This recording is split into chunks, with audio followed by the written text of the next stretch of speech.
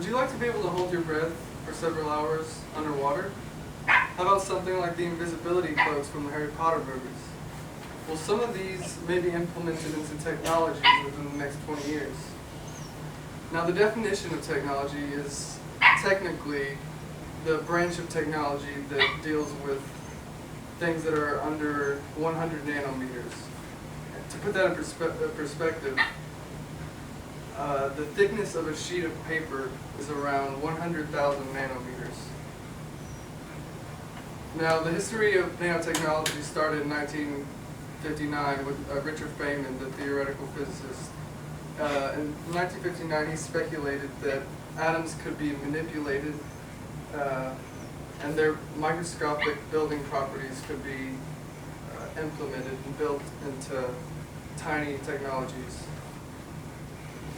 The term nanotechnology was coined in 1974 by Norio Taniguchi. One of the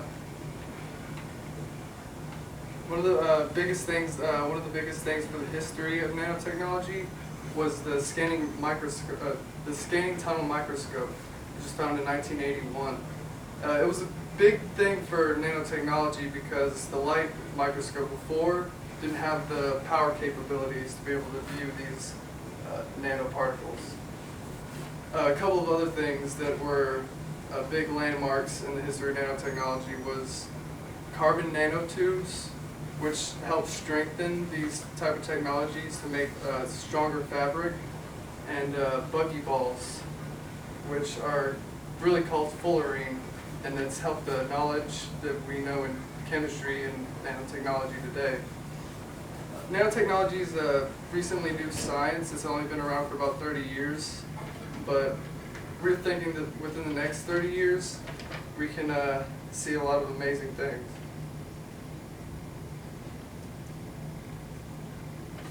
The influence of nanotechnology. Why should you know about nanotechnology? Well, within the next couple of years, according to Moore's law, the evolution of nanotechnology will get smaller components with better performance capabilities and an increasingly lower price. This becomes more relevant in the years that that come afterwards, because we will see more of these tinier technologies in our lives. There are currently 16,000 different inventions with nanotechnology today, but more inventions are made every week, and we'll see within the next 30 years that number double. The influence, there's a lot of influence in nanotechnology. Nanotechnology is a multidisciplinary branch of science. It deals with biology, medicine, physics, quantum physics, neuroscience. It's showed up in pop culture in Star Trek, and in more recently the movie Transcendence with Johnny Depp.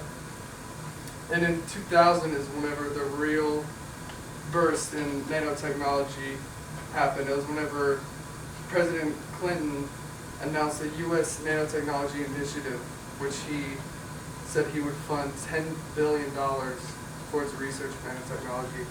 Today, the inventions that we have in nanotechnology are more mundane. They're used to strengthen fabrics, for stain repellents, for rocket propellants, and sunscreen. But we're thinking the real amazing things that will happen in nanotechnology will come forth within the next 40 years. The applications of nanotechnology, there's a plethora of applications in nanotechnology, spanning almost every branch of science and technology. It has applications in energy, industrial and automotive enterprises, construction materials, material goods, clothes, nanomedicine, food products with GMOs, and nanorobotics. There's a new type of trend of nanotechnology called green nano, and it's all about creating a self-sustaining nanotechnology model that we can go green with nanotechnology, per se. There's a myriad of applications for nanotechnology. You can't really even scratch the surface. They're in our smartphones, in our TVs, in our batteries. They can remove air toxins, and they can eliminate the need for landfills within the next couple of years. They can clean the environment.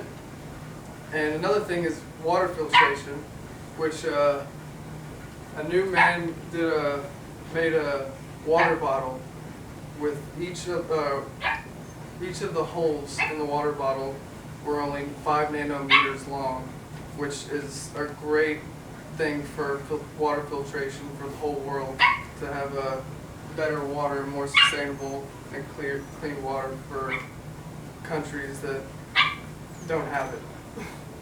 Some of the other things are it can eliminate various diseases. The nanorobotics, we can create tiny nano cells that can come into our bodies and perform surgery and eliminate the big ones like cancer and a lot of brain disorders.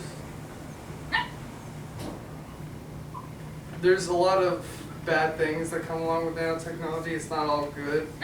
A lot of these things are theoretical, but they are health issues that we need to be aware of, like inhaling the airborne nanoparticles. Whenever in the production of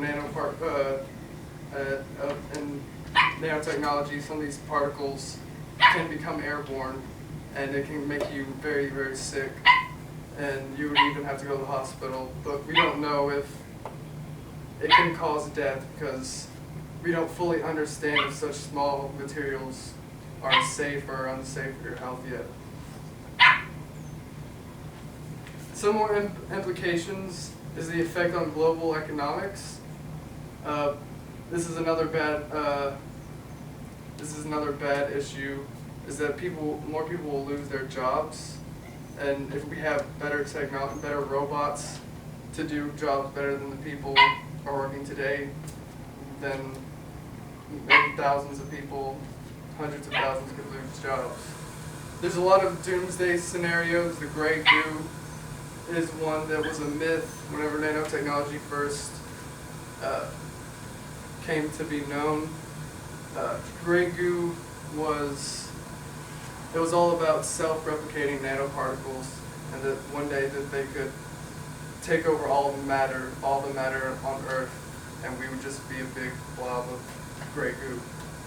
Another thing is nanoweapons. We could create thousands of times more powerful weapons in the future, and that's not something that we want. In the future, there are futurists who look at the timeline according to Moore's Law. Moore's Law is something that states that the performing capabilities in our cell phones today, or this year, is twice as powerful as the cell phones we had the year before. With this, they can track the history of, or what they think the history will be of nanotechnology in the future. Some of these people are called transhumanists. These people aim to enhance themselves with some of these new technologies, which could be virtual reality, quantum computers that make calculations billions of times faster and quicker than the computers we have today, invisibility cloaks, space elevators, reverse engineering our biology, microscopic implants, and smart contact lenses that we could zoom in and look at things at a more microscopic level in our eyes. This is all just scratching the surface, like I said. Many of these technologies are still theoretical and beyond the technology capabilities that we have today.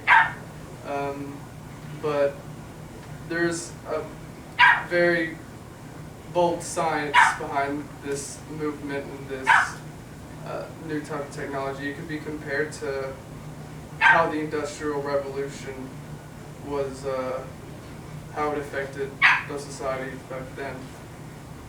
There's a quote by Raymond Kurzweil at Google. He's the director of engineering, and he said, by the time 2040s, non-biological intelligence will be 1 billion times more capable than biological intelligence. Nanotechnology Foglets will be able to make food out of thin air and create any object in physical world at a whim. So that's just a taste of what will happen within the next 25 years. In conclusion, it's a highly debated subject, and it's just becoming more debatable among policy members. There's only one state in the United States that has regulated nanotechnology or the production of nanotechnology, and that's California. But all the other states permit it because they think that over-regulation would stifle research. It's becoming more relevant, and everybody should know about it because billions of dollars of investments are being poured into these companies that invest in nanotechnology. It's a very scary but a very real thing that's going to be happening in the next 20 to 30 years. So I would like everybody to ask themselves, is humanity ready for this type of transformation in our culture? We have a technology with us that could destroy us, but it could also change the world and eliminate diseases and make almost a pure utopia. And my leaving thought, I just like everybody to think of that. Are we ready?